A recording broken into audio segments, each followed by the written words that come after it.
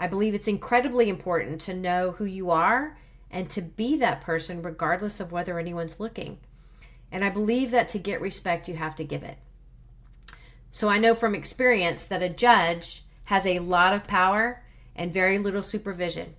And it's really easy to forget who you work for. So I want to pay you the respect of making some basic promises as I assume the bench. I will show up to work every day. I'll manage my staff and colleagues with respect. I'll listen, learn, and debate, again with respect.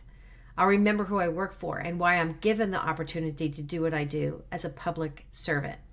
I have a demonstrated ability to set aside my own personal agenda.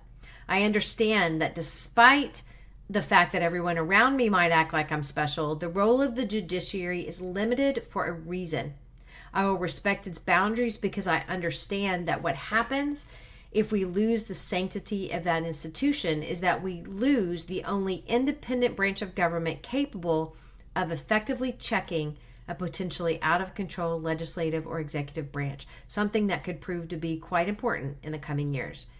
I don't say that lightly.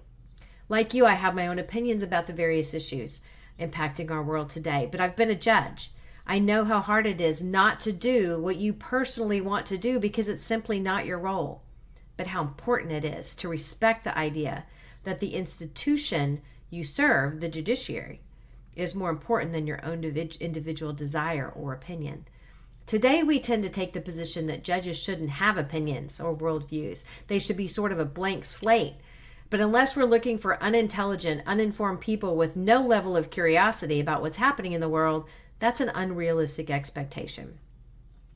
Instead, we should expect our judges to be human, complete with their own thoughts, opinions, needs, and desires, but with something most people don't have, a unique ability to set aside their own interests for the greater interests we all have in a fair, objective, independent judiciary.